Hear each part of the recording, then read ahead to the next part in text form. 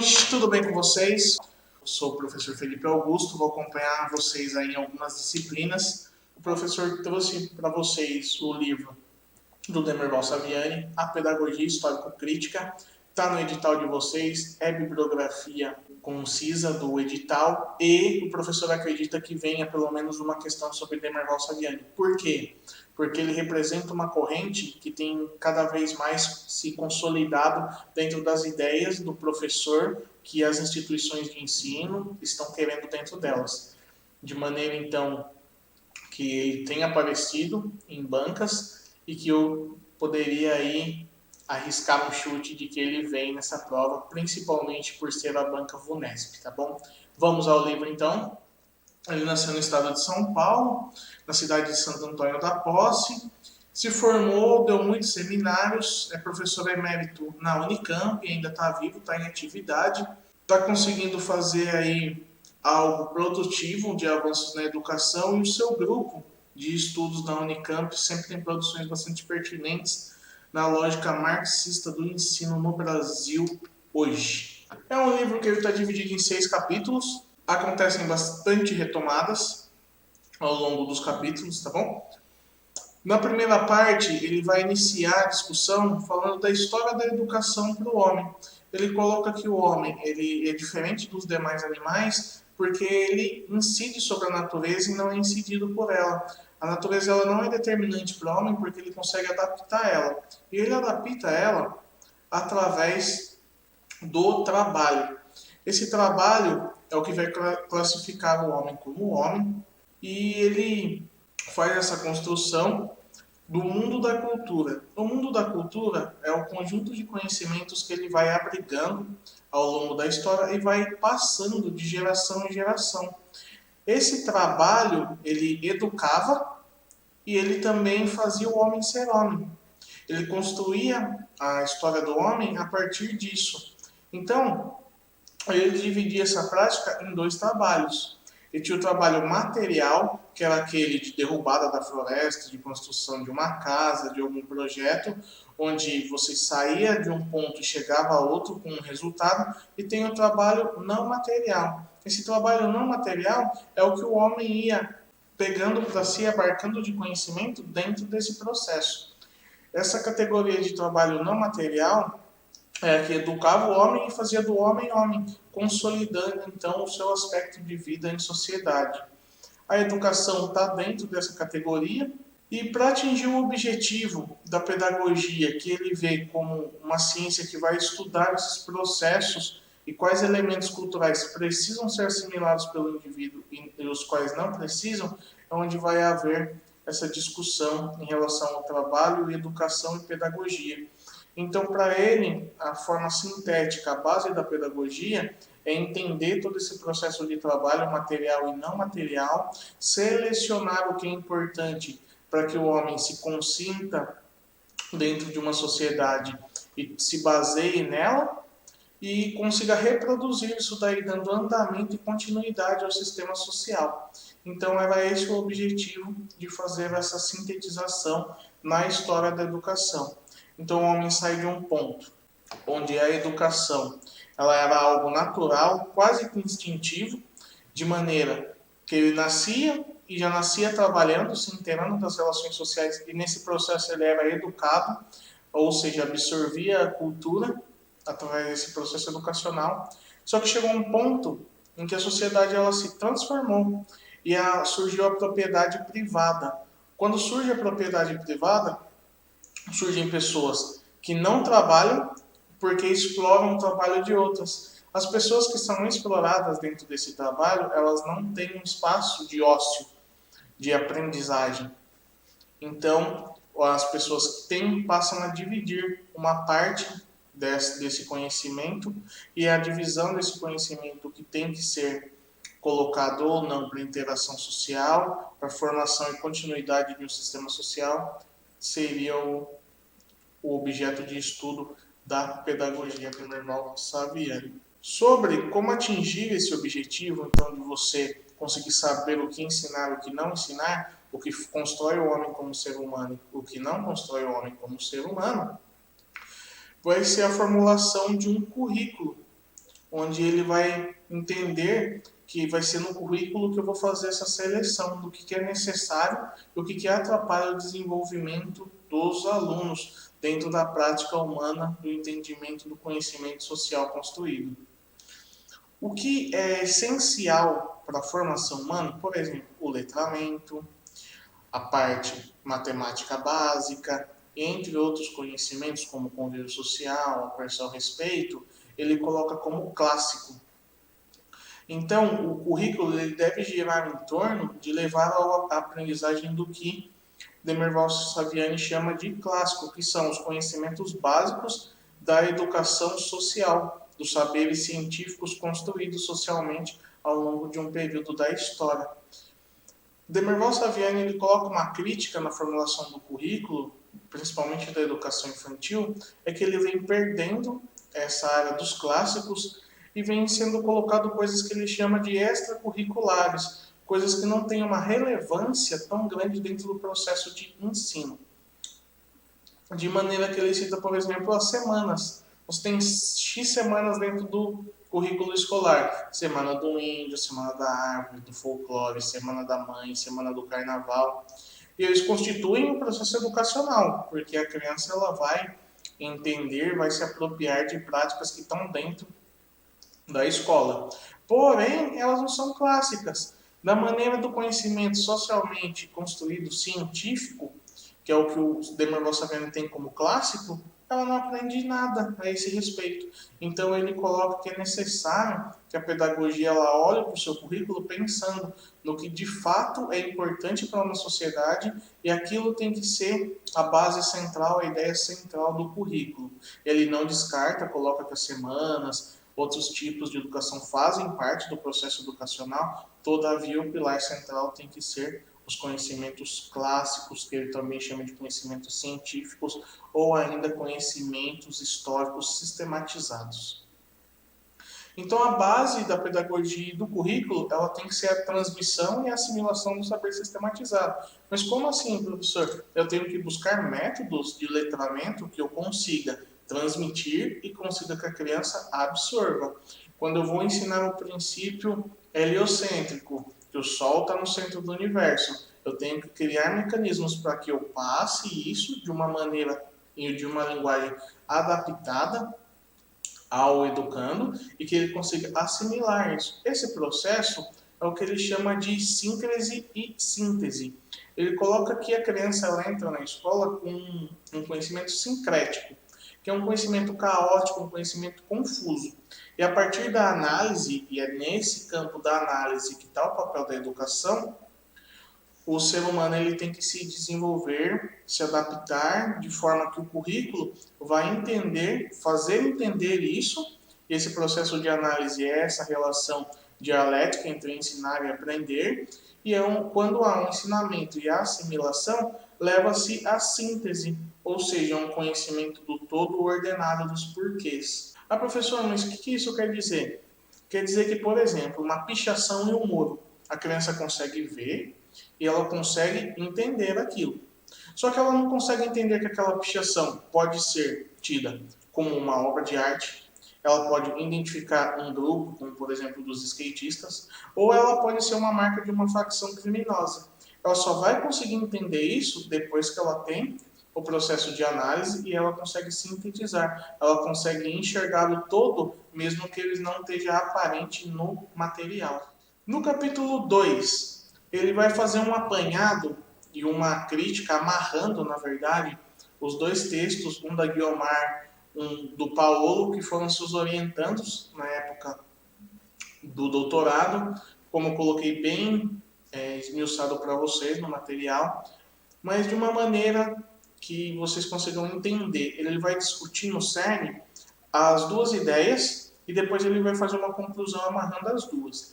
A ideia da Guiomar é de que o professor ele necessita ter competência técnica.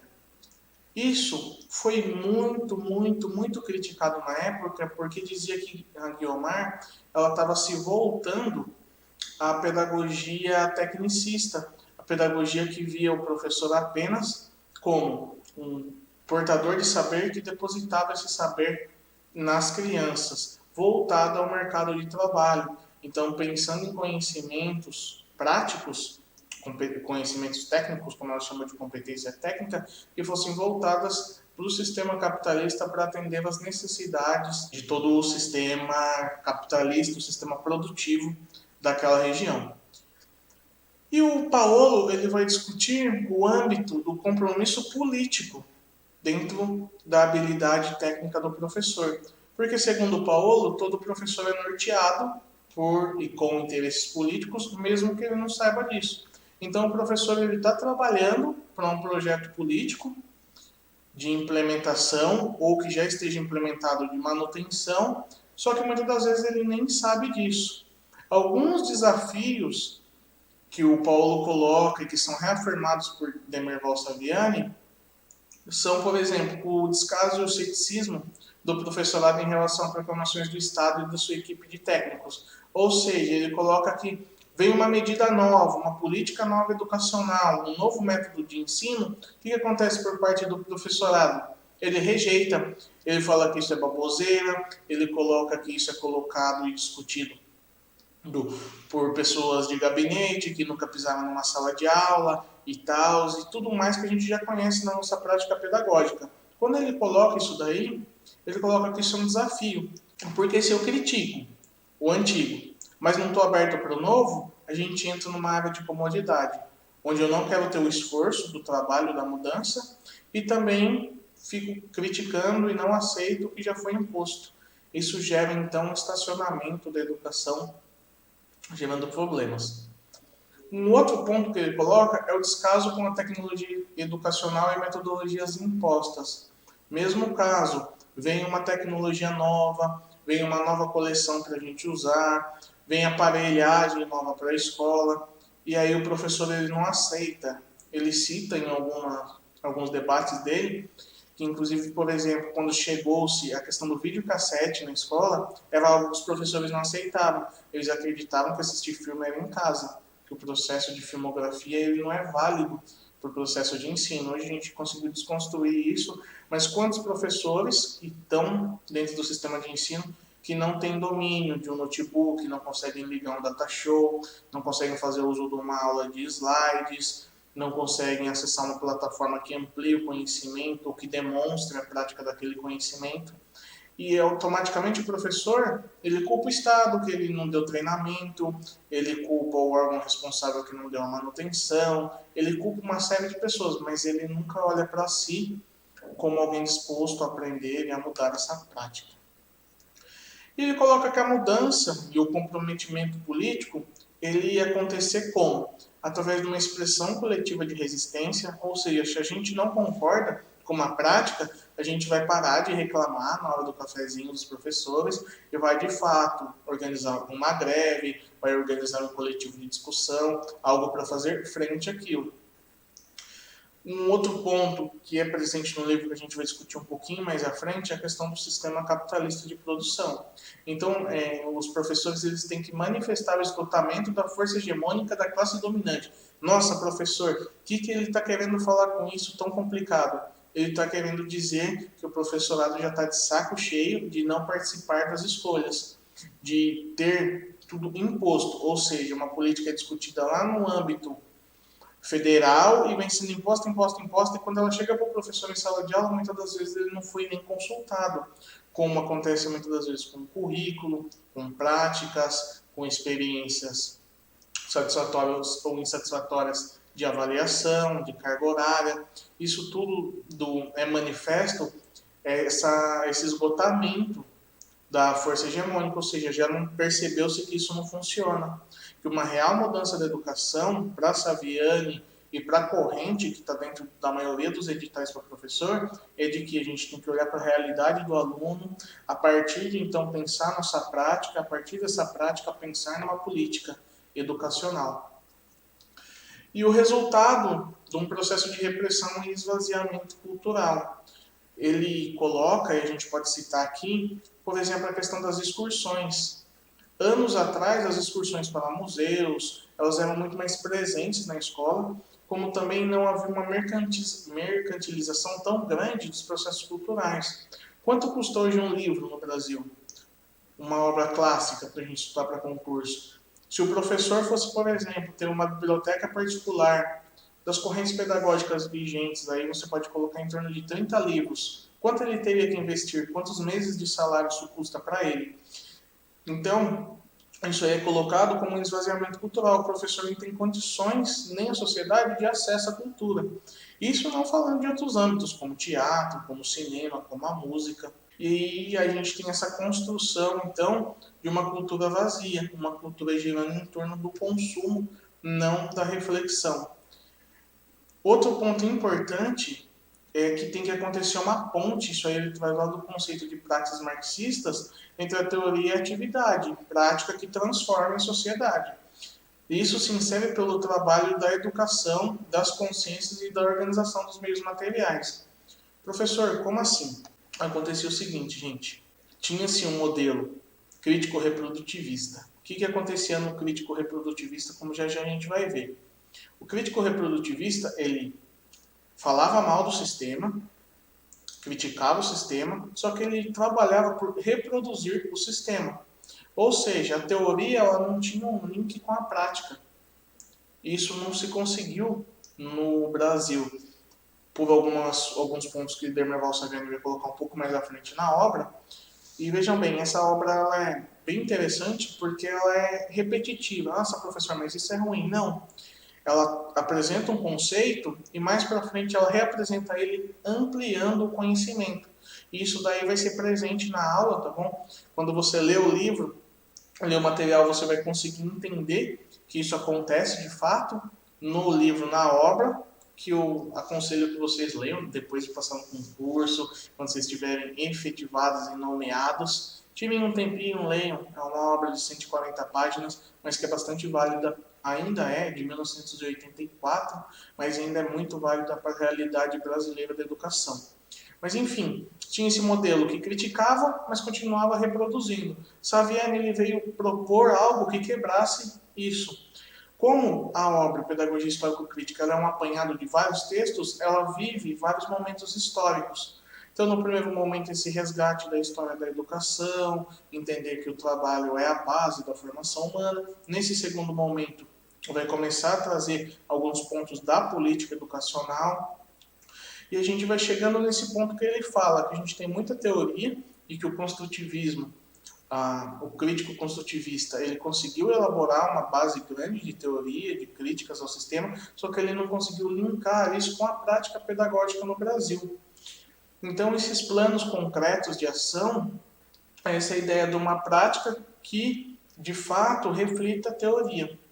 E que isso vai acontecer através de uma série de mediações, e ele vai propor algumas nessa obra, que é chave aí dentro do capítulo. Aí ele vai para o capítulo 3, onde ele vai fazer esse resgate. Conseguiu-se entender que a gente tinha uma pedagogia que era extremamente tecnicista, que ela era só voltada para a reprodução do modo burguês, que foi implantada pelo regime militar na década de 60, que o crítico construtivista ele teve um parecer bastante importante na crítica e na superação disso, porque ele conseguiu entender que a educação estava mais do que formar soldados para as frentes das fábricas, para atender o sistema capitalista, porém, a escola ela não passou a ser um ambiente libertário. Você conseguia se amparar, ter noção de uma parte de algo importante dentro da educação, dessa reflexão, mas as desigualdades que elas vinham acontecendo desde a formação dos processos pedagógicos no Brasil, ela continua.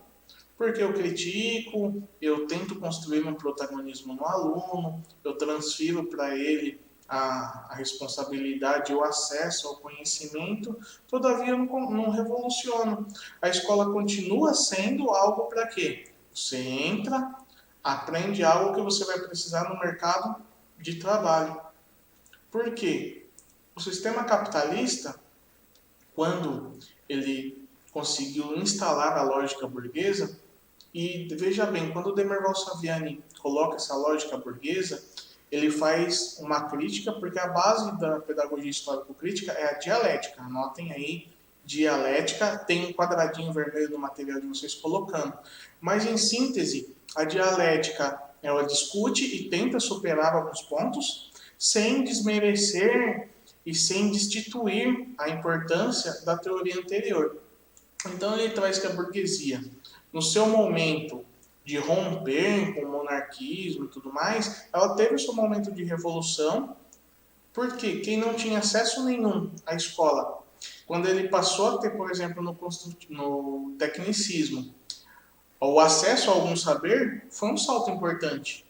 Todavia, esse salto ele se estatizou quando a classe burguesa se estabilizou como classe dominante. Então, no terceiro capítulo, ele vai trazer esse caminho para a formação da pedagogia histórico-crítica como um método. E os porquês? É como a gente já conversou um pouco. Estava estabilizado a educação num ponto que se colocou o tecnicismo, surgiu-se as teorias críticos reprodutivistas que criticavam esse sistema e que tiveram um papel importante na construção disso. Porém, ela não conseguiu superar o sistema capitalista de produção. A ideia de Demerval Saviani com a pedagogia histórico-crítica era atender a esse chamado que seria da escola como libertadora. A escola seria libertadora quando? Quando ela conseguisse superar a sociedade de classes, quando houvesse uma ruptura com o sistema capitalista de produção. Ele coloca então que no Brasil a educação ela era de forma explícita, muito sistemática. Você entra na maquininha da educação e sai no fim dela formado como alguém apto a entrar no mercado profissional. E ele começa a debater que no âmbito educacional isso não é válido. Ele não é válido por quê? Porque a sociedade não é só isso, a educação não é só isso. Com isso, aconteceria o esvaziamento do processo educacional, que voltaria à antiga escola, andando para trás. Ou seja, precisava-se ter uma concepção formada que o professor ele precisa ter competência técnica, como foi colocado pela Guiomar, ele precisa estar presente de forma ativa, ele tem que saber do que ele está falando, ele tem que estar inteirado das teorias pedagógicas, ele tem que saber dentro da sua matéria, tem que ter essa dominação, ele tem que ter um compromisso político, esse compromisso político ele tem que ser democrático na luta pela superação das desigualdades sociais, que a sociedade de classes impõe, que o sistema capitalista impõe, e não se tinha uma teoria que atendesse isso. Essa teoria, então, seria a teoria pedagógica histórico-crítica. Então, a pedagogia histórico-crítica é um chamamento, como o Saviani vai colocar na obra, que ele queria colocar o nome de pedagogia revolucionária, não colocou por conta que revolução era algo muito complicado de você usar, revolucionária, revolução, só a palavra em si, ela já trazia um descrédito, visto que ele estava vivendo ali um período militar, um período bem recente de pós-militariedade no Brasil. Então, ele introduziu a dialética. O que é a dialética, então, como a gente já viu? Ele queria discutir, fazer uma análise do problema educacional, entendesse as contradições, tanto do tecnicismo quanto do crítico reprodutivista, e superasse essas limitações de cada teoria sem desmerecê-las, sem desconstruí-las dentro da sua época, porque dentro de cada época ela teve a sua importância. Como a gente viu, para quem não tinha acesso ao estudo, quem teve acesso ao tecnicismo achava aquela educação, como a gente ainda tem implantada na mente de muitas pessoas, principalmente as mais velhas, a educação no meu tempo que era boa, porque a educação ensinava as capitais, você não saía sem dominar as operações matemáticas básicas, você tinha que decorar a tabuada. E Saviani coloca que isso foi importante, porque ele criou esse sistema de repetição do tecnicismo, ele criou hábitos, que ele aborda lá no primeiro capítulo, que o hábitos é o quê? Essa questão do estudo, de você desenvolver na criança processos de repetição, não só na criança, mas em todo o processo educacional, e o processo de repetição, ele leva a uma efetiva assimilação e é válido dentro da aprendizagem de alguns conceitos, do que ele coloca também como clássico. Ele coloca que o crítico reprodutivista ele é importante por quê? Porque ele ensinou-se a ter essa posição crítica, a entender que a educação ela era política e ela era uma ferramenta de aparelhamento, de doutrinação do Estado, de manutenção então do sistema capitalista. Todavia, ela não conseguiu superar esse sistema capitalista, esse sistema de opressão que ocorre, onde as pessoas de uma renda mais baixa não têm acesso à maior parte dos saberes construídos cientificamente, socialmente, e uma gama pequena, que é considerada a elite, ela tem acesso a tudo e vive da exploração, da expropriação do trabalho das classes mais pobres. Então ele coloca essa análise do problema educacional a partir do seu caráter contraditório. Por quê? Porque em cada momento as teorias trouxeram algo novo, algo que contribuiu, só que elas trouxeram dentro de si uma série de problemas. Então era necessário pensar numa prática pedagógica onde os interesses populares se transformassem nos interesses da educação, onde a escola seria de fato não um local de reprodução do sistema capitalista, mas um local de transformação da sociedade, onde eu conseguiria de uma maneira igualizar e equalizar todo o sistema de ensino, tratando as pessoas com igualdade a partir da equidade. Então, a contradição, ela passa a ser uma categoria-chave na educação para Demerval Saviani. Por quê? Porque a educação em si só é contraditória. Quando você teve a discussão de uma escola democrática, como a gente tem hoje, ela passou a ter um caráter até menos democrático. Porque quando você fala de uma escola que não era tida como democrática, que é tecnicista, ela trouxe acesso a uma grande parcela da população a conhecimentos que deu a ela uma ascensão social.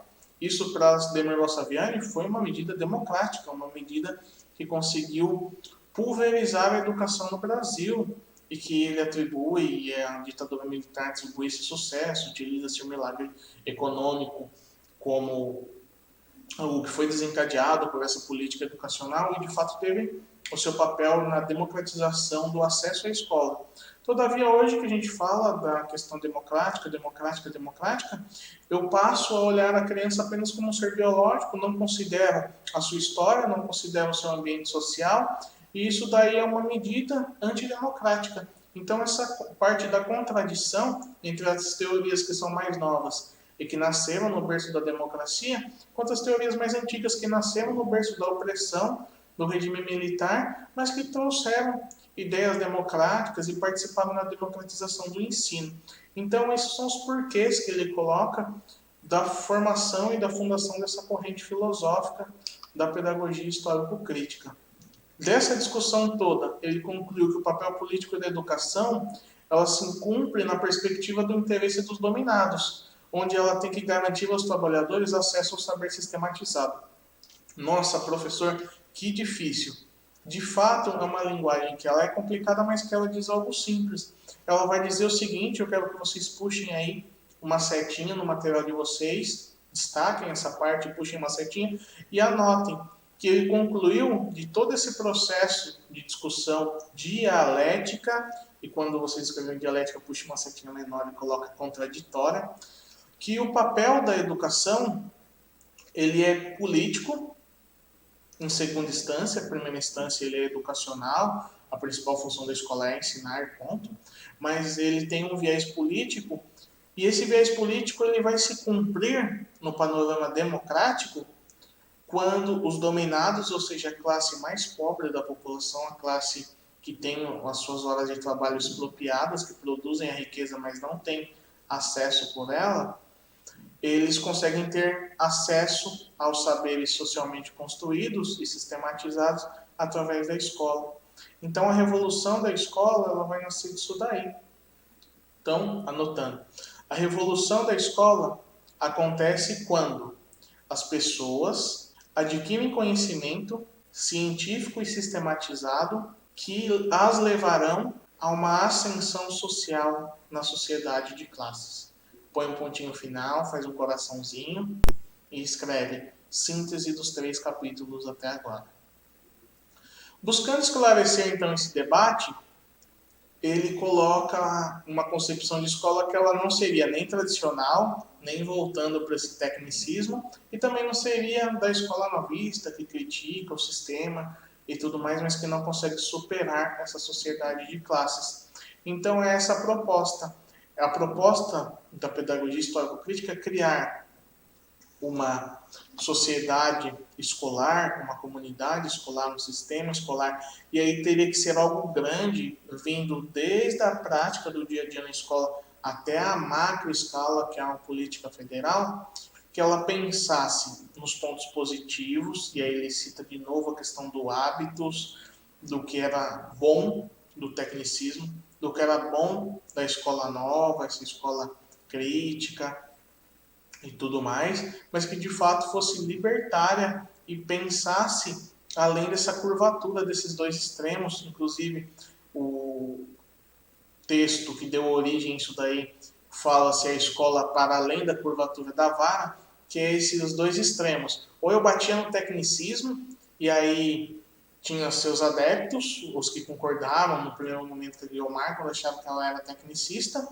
e o outro extremo, os críticos reprodutivistas que criticavam tudo, mas que não tinham uma saída para superar esse sistema educacional. Dessa maneira, então, ele encerra o capítulo apontando esses limites da prática pedagógica e ele coloca que o motivo para isso é que a psicologia por trás das teorias educacionais, elas viam o ser humano apenas como um ser biológico. Então, ele pegava essa contribuição biológica, aplicava na educação, mas não lidava diretamente com o indivíduo empírico. Se pensava no indivíduo que ele é como se fosse um ratinho de laboratório. Então, você vai colocar a criancinha na escola com tal idade, em tal idade ela vai se alfabetizar, em tal idade ela vai começar a ter tais comportamentos, dentro de tal idade ela está pronta para receber o saber científico, e assim esse processo biológico, como se a criança fosse amadurecendo como uma fruta, ou se desenvolvendo como um cachorrinho que é filhotinho, você ensina os truques, ele cresce, e ele faz uma crítica que não, que isso não é possível.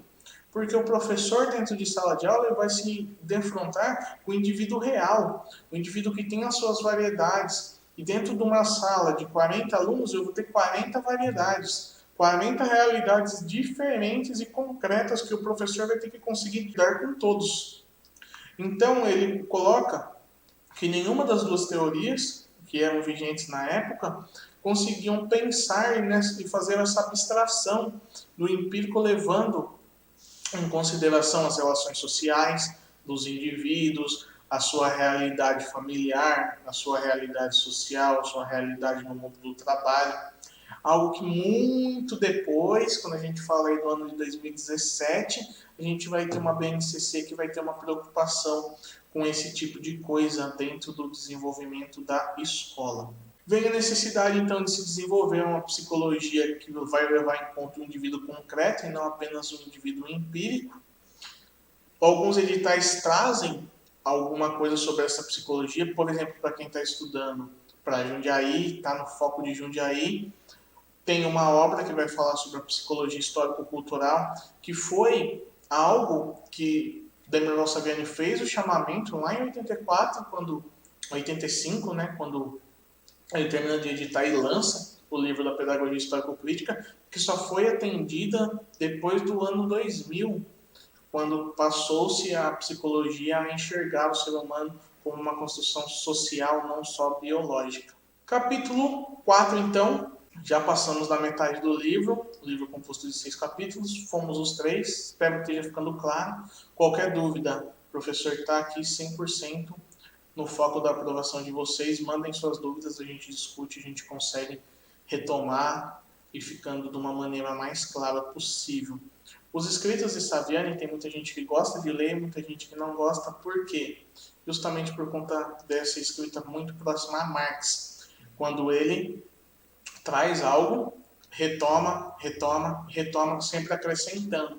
Então esse processo aí, às vezes ele é um pouco confuso, principalmente no uso das palavras do autor, mas a gente consegue tentar clarear aí para vocês, para que vocês gabaritem Saviani no concurso. Vamos para o capítulo 4, então.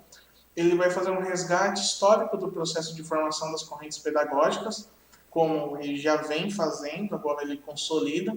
Ele vai falar da escola católica, nova escola, e tudo mais, o período militar, o tecnicismo que dominava até 1970 e que surgiu nessa época então um desejo dos educadores por algo que superasse, porque a mente dos professores ela funcionava assim. Tudo bem, a gente está vendo que a educação ela está naufragando, já entendemos isso. A pedagogia oficial ela generaliza, ela coloca como se todos os alunos fossem iguais. Isso é inconsistente, porque como a gente já viu, numa sala de 20 eu tenho 20 realidades sociais diferentes, eu não consigo ter um método generalizado, eu não consigo ter uma cartilha que vai funcionar para todos, e que isso a gente tem que contestar como professores. E a gente contesta, surgiu o movimento crítico reprodutivista, mas e aí? Como é que a gente vai resolver essa questão? E aí surge nesse berço a necessidade e o empenho de Demerval Saviani, que é a concepção da pedagogia histórico-crítica, onde ela vai se basear no materialismo histórico. Quando a gente fala de materialismo histórico, é o entender como a sociedade ela foi construída e como ela se organiza. A partir de então, ele começa a tecer a sua crítica ao sistema capitalista porque ele entende que a desigualdade, a questão da defasagem da aprendizagem, parte-se do quê? De uma classe burguesa que quer deter todo o conhecimento e que ela fica com todo esse conhecimento só para si e deixa o pobre não ter acesso nenhum? Não. Ela entende que para o processo do capitalismo se perpetuar, ela tem que pegar uma parte desse saber e dividir com os trabalhadores, mas uma parte que ela seja importante somente para que o sistema se perpetue. É onde vai entrar a crítica ao sistema capitalista de produção, e ele vai separar em Marx e Gramsci. Nisso, ele pega o conhecimento, dá pequenas migalhas, mas ele não cria um conhecimento que liberta. Ele vai criar um conhecimento que atende a elite dominante, a escola burguesa, a classe burguesa, que é tido como elite dentro do processo. Então, ele tem que entender parte da necessidade do desenvolvimento histórico objetivo. A educação ela sempre teve um objetivo, que foi construído historicamente. No momento histórico que nós vivemos, a educação ela é ferramenta de aparelhamento do Estado, de dominação do Estado, e esse Estado está dominado pela lógica capitalista burguesa, ou seja, ele consegue romper até com a escala do Estado falando da lógica global do capitalismo. Então, ele busca uma educação que vá romper com essa lógica capitalista e que vá voltar lá na base, pensando no compromisso de transformação da sociedade, não para manutenção e perpetuação do sistema capitalista. É aí que ele coloca, então, que uma pedagogia eficiente, uma pedagogia de fato histórico-crítica, ela conseguiria trabalhar para o rompimento da sociedade de classes com o rompimento do sistema capitalista de produção, das desigualdades e da perpetuação disso daí que já vem acontecendo há séculos. No capítulo 5, ele vai falar dos desafios de você conseguir instaurar essa pedagogia, visto que, como a gente viu, o sistema capitalista ele se renova, ele acontece evoluções nele, onde, por exemplo, a gente tinha uma escola que era só para alguns, só para a elite, só para quem tinha o tempo do ócio. Essa escola passou por uma revolução e passou a dar pequenas partículas de conhecimento. É quando eu crio um sistema de ensino, por exemplo, tecnicista, voltado ao atendimento do aparelhamento do Estado, do sistema capitalista, mas que não deixa de ser uma revolução. Então, essa falsa ideia de revolução vem de muitas das vezes uma ideia de democracia, de igualdade, que ela não existe. Onde as pessoas, elas muitas vezes pela educação, estão sendo dominadas e são utilizadas de ferramenta no processo de educação, para a desigualdade da educação voltada para o sistema capitalista. Então, nesse capítulo, ele vai trazer os desafios e ele vai colocar principalmente 3 pilares desafiadores no Brasil. O primeiro desses pilares dos problemas é que ele domina genericamente como uma ausência de um sistema de educação. Coloca dentro, então, a situação precária. Mas o que é uma ausência? Tem uma política global, a gente consegue ter o sistema educacional obrigatório para todos? Sim, só que ele não é igual em todo o Brasil. O professor no estado de São Paulo, ele muitas das vezes não aplica a mesma teoria pedagógica e um professor no estado de Minas, ou até um professor de Atibaia não consegue atingir, ou o próprio governo trabalha para que ele não atinja de Piracaia, por exemplo, que não haja uma unanimidade. Tanto que se você colocar até dentro de uma escola, por exemplo, 10 professores, você vai conseguir ter uma diversidade ali de correntes pedagógicas, de 3 para uma, 4 para outra, 2 para outra, assim a gente vai tendo essa dificuldade de um sistema integrado. Anos depois, a gente fazendo esse link com a BNCC, veio uma ideia de uma política que conseguisse instituir no Brasil um sistema igualitário, o mesmo sistema educacional obrigatório para todos, mas na época não existia, então tinha-se muitas discrepâncias regionais e locais, dentro de uma própria cidade mesmo, a gente, como aluno, pode ter vivenciado isso. Tinha uma escola que era boa, que era top, onde estudavam muitas das vezes os filhos de professores, uma sociedade de um nível social mais alto, e tinha uma escola dos marginalizados, onde as pessoas ficavam ali à parte daquele sistema educacional, onde os professores eram de uma qualidade diferente, onde muitas das vezes a merenda tinha uma qualidade diferente, o acesso aos livros, o acesso às tecnologias, e isso daí ele repercute na falta da efetivação de uma pedagogia que supera as desigualdades sociais. Um segundo desafio que ele coloca é uma prática que incorpore determinados ingredientes teóricos e que os professores se propusessem a formar uma nova teoria. Quando a gente fala de fundar uma pedagogia que ela considere todas as realidades sociais, que ela traga para a gente os embates, as dificuldades, as desigualdades do sistema capitalista, e eu traga isso para dentro de sala de aula e que eu lute para conseguir superar isso, ele significa uma coisa para o professor: mais trabalho. E a partir de então, muitos dos professores eles não queriam se incorporar das novas pedagogias. Por quê? Porque tinha-se, como ainda tem essa ideia de no meu tempo a escola era melhor, porque antigamente isso, porque antigamente aquilo, então eles se voltavam para o método passado, porque já estava ali, já funcionava, já estava instalado. Eu não teria trabalho, eu só continuaria perpetuando esse sistema. E a pedagogia histórico-crítica vem para romper com essa perpetuação. Esse choque, essa quebra, ela é difícil entre os docentes, ela é difícil de aceitação entre a gestão, entre a política pública, em todas as esferas. Ela era na década de 80, na década de 2000, e ela ainda é difícil de superação, falando de 2020, com o BNCC, com uma Constituição Cidadã, com tudo que a gente tem hoje, ainda é difícil essa superação. Por quê? Porque o sistema capitalista ele vai se inovando. Quer um exemplo disso? Na prática pedagógica, a questão da qualidade das pós-graduações, por exemplo. Muitas pessoas fazem uma pós-graduação reciclando o trabalho dos outros, pegando muitas vezes resumos da internet, somente para ter um título de pontuação. Ou seja, o professor ele não quer, ele quer ter um reconhecimento, principalmente financeiro, mas ele não quer ter o trabalho daquilo.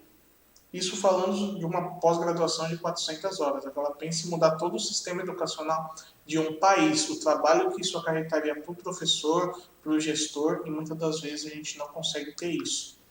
E o terceiro desafio também está dentro disso, que é a descontinuidade. Nem sempre o professorado teve essa mentalidade. Quando viam-se novidades, muitos se agarravam a elas e lutavam para implementar elas. Todavia, o que acontecia? Mudava o governo depois de 4 anos, depois de 2 anos, e todo esse trabalho que tinha sido feito para modificação, para construção, ele era abandonado e se inseria um novo método. De novo método em novo método, a gente vai gerando uma descontinuidade. A gente não consegue ter um processo conciso educacional no Brasil. E a falta dessa continuidade, ela leva então a um descrédito, uma descrença das correntes pedagógicas, porque a gente nunca conseguiu de fato ter uma corrente pedagógica que ficou sendo como referência durante muito tempo, até que a gente conseguisse ter um resultado irreversível. Isso é diferente de outros países. Vamos citar um exemplo clássico, que na época aí da polarização das eleições ele apareceu muito, que é a questão do Paulo Freire. Por muito tempo ele foi tido como um dos principais filósofos e teóricos da educação, Isso é referência em muitos países usam o método Paulo Freireano há 30 anos, 40 anos, e política sai, política entra, eles vão continuando esse processo. No Brasil, não. A gente teve o auge de Paulo Freire, foi considerado referência, ele é patrono da educação no Brasil e hoje ele é muitas das vezes refutado por muitos, o sistema Paulo Freireano, como visto como algo pejorativo. Essa mudança de paradigma e essa descontinuidade que acontece, e como o professor Leandro ser político, se ele não concorda, ele vai levar isso para dentro de sala de aula, e se ele concorda, ele também vai levar, e a criança pode ter um ano um professor freiriano, no outro ano um professor marxista histórico-crítico, no outro ano um professor que ele seja avesso a todas essas teorias e que vai trabalhar para desconstruir o que os dois construíram, e aí a criança começa a ficar num processo de rompimento, religamento, e isso reflete no processo educacional, é um desafio ainda presente para a elaboração e para a colocação em prática de um sistema pedagógico que supere o sistema capitalista, que supere as desigualdades. Vamos para o nosso derradeiro capítulo. Saviani, então, ele destaca a função da pedagogia histórico-crítica sendo revolucionária, como ele já coloca que não utilizou, por exemplo, o título Pedagogia Revolucionária por conta que o momento era problemático no Brasil, na época, aí, logo após o regime militar, e ele coloca suas bases teóricas que ele utilizou para a concepção da pedagogia histórico-crítica. Ele coloca que sua principal contribuição, o pilar central, é os escritos de Marx, com as divisões sociais, econômicas da sociedade, o sistema capitalista em si, como ele se organiza para explorar as desigualdades, entendendo como um conceito aí sintético que vai articular a teoria e a prática, que é um conceito marxista chamado de praxis, né?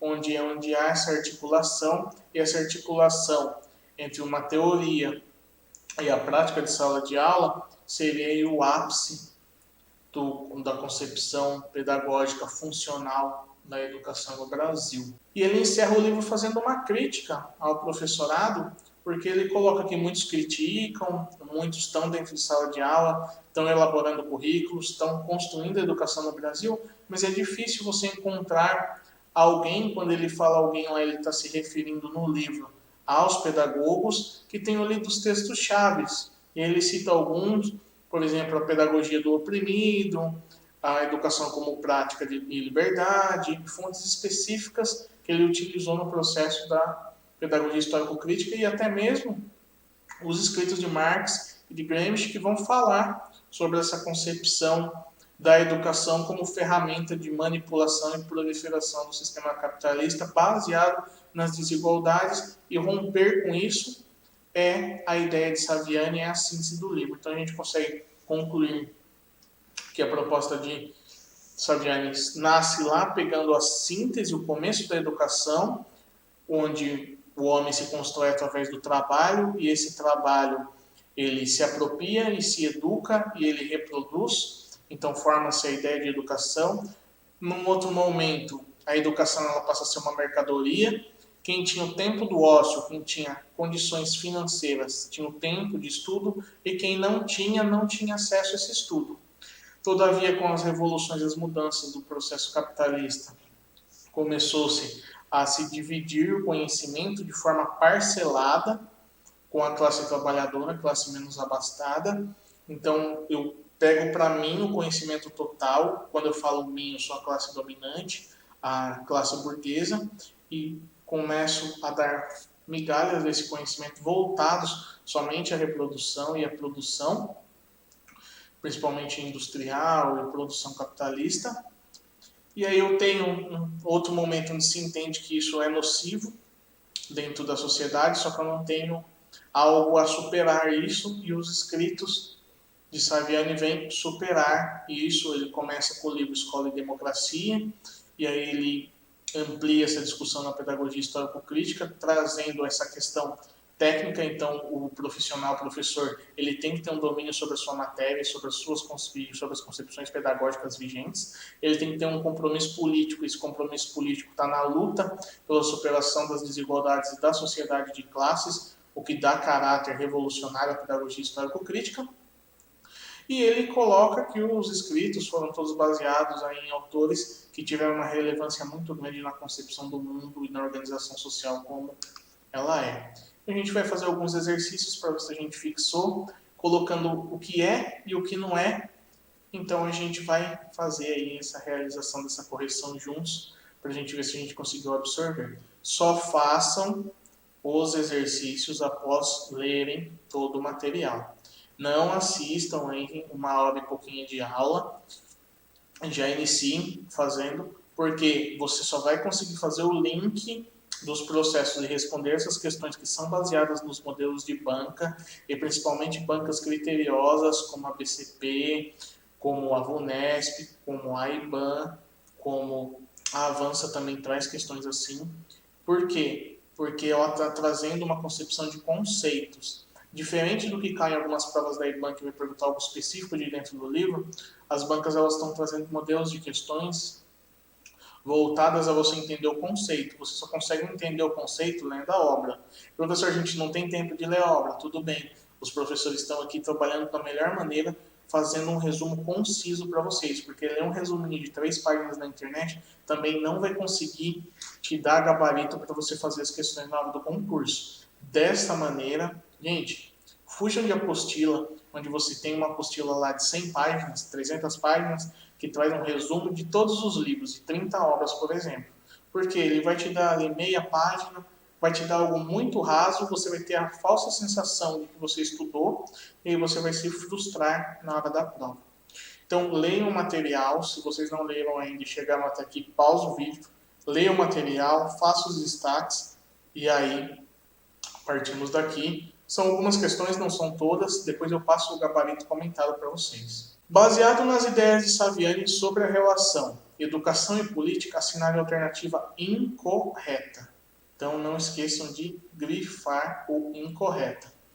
Educação e política, embora sejam fenômenos inseparáveis, são efetivamente distintos entre si, é o que Demerval Saviani luta contra. Ele acredita que o compromisso político e o compromisso educacional eles têm que estar linkados, tá bom? Só que de maneira que o professor ele não transpasse uma doutrinação dentro de sala de aula. Então é necessário que se tenha um compromisso político, mas que ele seja separado da ideia da concepção pedagógica. Então essa A está correta. B. Ao realizar-se na especificidade de que lhe é própria, a educação cumpre sua função política, é exatamente o que Demerval fala, que a educação ela tem e cumpre uma função política. Hoje, e o que ele luta pela superação é uma manutenção do sistema capitalista, que vem através do quê? Da própria concepção política da educação, dos intermeios das políticas educacionais e tudo mais. Então, também está correto. A C. Toda prática educativa tem uma dimensão política, como toda prática política possui em si uma dimensão educativa? É exatamente isso que o Paulo fala no texto dele e que Demerval Saviani concorda e traz para dentro da pedagogia histórico-crítica. Você tem uma dimensão política, ou seja, você tem uma ideia de manutenção do sistema capitalista, de superação de desigualdades, de reafirmação das desigualdades, e você traz isso para a sua prática educativa, ficando ainda como opção A D. Vamos ver por que ela está incorreta. A educação é um ato político? Sim, possui sua dimensão política, até aí está ok. Na medida em que uma determinada prática seja secundariamente educativa e primordialmente política. É esse o ponto que faz a questão estar errada. Quando a gente está falando de uma concepção de pedagogia histórico-crítica, de uma concepção pedagógica, o primordial é a educação, é o processo educacional, não o processo político. De maneira, então, que secundariamente a gente tem essa ideia do compromisso político, mas primordialmente o nosso compromisso é com a educação. É por isso que a D está errada, trazendo primordialmente a política. Esse é o ponto que faz ela estar incorreta. 2. Saviani, a pedagogia histórico-crítica, nossa obrinha, estabelece que o proclamou a neutralidade do saber e sua objetividade. Vai entrar na questão que eu disse para vocês do material. Se você lê um material de poucas páginas, um material de um professor que não leu a obra, ou se você só assistiu a aula, você não vai ter esse panorama que é bastante específico de dentro da obra, que é uma forma da banca identificar quem de fato leu e estudou a obra. O estruturalismo não faz parte da concepção marxista, o positivismo faz. O marxismo ele veio como uma alternativa à superação do positivismo, porque o positivismo ele conseguia enxergar a materialidade somente dentro do real, e a educação histórico-crítica, marxista, ela vai entender que a gente tem a concepção do real, do que eu consigo ver materializado, mas que por trás daquilo eu tenho um trabalho imaterial, uma realidade que não está ali expressa. E a pedagogia histórico-crítica luta para que o indivíduo saia da síntese, que é essa prática positivista do conhecimento apenas do real, aconteça o processo de análise e que ele faça a síntese. A síntese é o processo onde ele consegue olhar para o real e enxergar mais do que está ali. Então, o historicismo e o tecnicismo são distratores, principalmente o tecnicismo, tá bom? Porque você vai ler algumas correntes que vai falar que o tecnicismo ele era muito objetivo, que ele tinha a ideia de algo muito específico, e aí você vai ler objetividade, que automaticamente seu cérebro vai vir para o tecnicismo, mas para quem leu a obra, quem fez cepa sabe que a alternativa correta então é o positivismo. Uma de julgar como verdadeiro ou falso, certo ou errado, tem vindo em algumas das principais bancas. Então o professor trouxe aí esse modelinho para a gente fazer esse reconhecimento. Julgue o item a seguir. Demerval Saviani é representante da pedagogia liberal? Gente, quando eu falo de liberalismo, eu estou falando a mesma coisa que capitalismo, que sistema capitalista, livre concorrência, tudo mais. Anotem aí na questão do material de vocês, puxem uma flechinha, liberal igual a capitalismo. Sempre que vocês leem neoliberal, liberal, vai ser algo voltado à concordância com o sistema capitalista e fazendo apologia ao sistema capitalista. Dessa maneira, Demerval Saviani quer romper com o sistema capitalista, obviamente, então, ele é contra a pedagogia liberal, a pedagogia que pensa na educação como algo voltado para a reprodução do sistema capitalista, então está errado. 4. Demerval Saviani ele é idealizador da pedagogia por ele denominada de... Tá bom, gente? Essa aí não tem como a gente errar, tá na capa do livro. A gente passou uma hora falando sobre isso. É a pedagogia histórico-crítica, por quê? Ela vai pensar na concepção da educação construída ao longo da história e vai criticar esse processo, principalmente pautado na sociedade de classes. Ela poderia te confundir aqui com histórico social, porque quem já ouviu falar de Demerval Saviani vai lembrar que a pedagogia dele é histórico ou alguma coisa, mas quem estudou, quem teve o foco, quem pagou o preço, sabe que é a teoria histórico-crítica. Histórico-social também é um forte distrator, porque a gente fala muito da construção social do ser e tudo mais dentro da pedagogia, mas então alternativa B. 5. A discussão sobre a função social e política da escola passa pela compreensão que são atribuições próprias dessa instituição.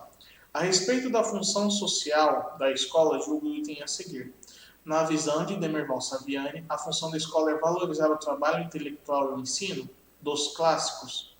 Muita gente que fez essa questão na prova, a gente já estava entre o meio de concursos, eles erraram. Por quê? Porque quando eles leram clássicos aqui, automaticamente a mente deles falou, não, todas as correntes pedagógicas hoje é a superação do clássico, é a superação do modelo tradicional, do modelo clássico educacional, então foram direto no errado. Quando, na verdade, Demerval Saviani luta por isso. Lembrando que clássico, para ele, são os conjuntos de conhecimentos da sociedade construída em que são os saberes científicos que são necessários para o homem se formar como homem.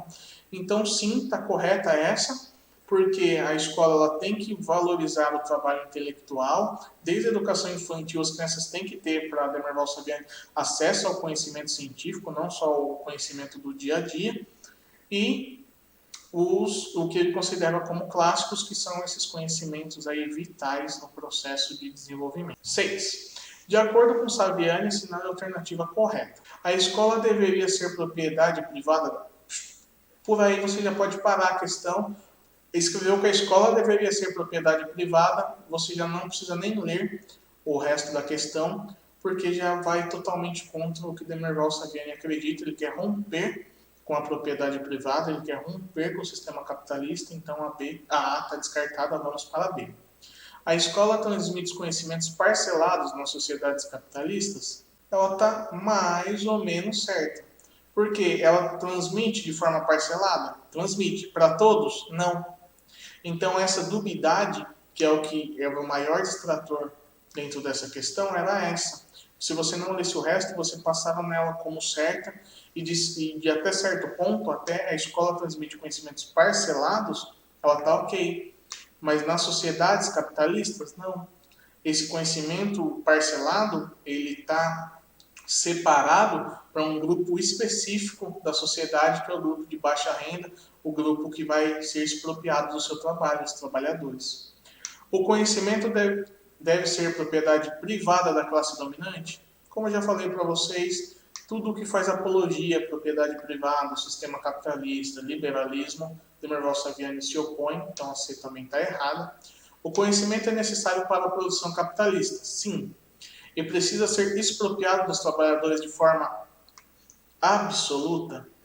Veja bem, se essa questão, o ponto final dela tivesse em trabalhadores, o conhecimento é necessário para a produção capitalista e precisa ser expropriado dos trabalhadores, ela estaria certa. Porque é o que a gente viu na concepção hoje que a gente tem de educação, a sociedade burguesa, a escola burguesa, ela pega para si todo o conhecimento e divide somente uma parcela com os trabalhadores, com as classes menos abastadas. Então, o que faz essa questão estar errada é de forma absoluta. Porque para a pessoa estar inserida no mercado de trabalho, ela precisa ler, ela precisa escrever, ela precisa ter uma noção, muitas das vezes, de como funciona o celular, o computador, nem que sejam conhecimentos básicos, mas são necessários, e a gente aprende isso no processo escolar. Então, ficou a nossa alternativa aí como a certa. O conhecimento necessário para a reprodução capitalista? Ok. Precisa ser compartilhado? Precisa, porque senão o sistema capitalista ele não consegue se manter.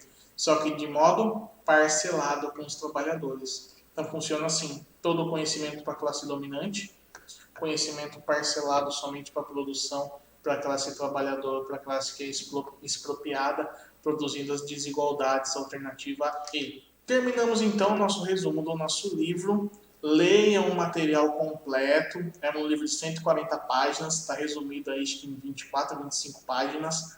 Tenham esse foco, paguem o preço, qualquer dúvida o professor está disponível. Muito obrigado, gente, até o nosso próximo livro, até o nosso próximo debate. Tchau, tchau.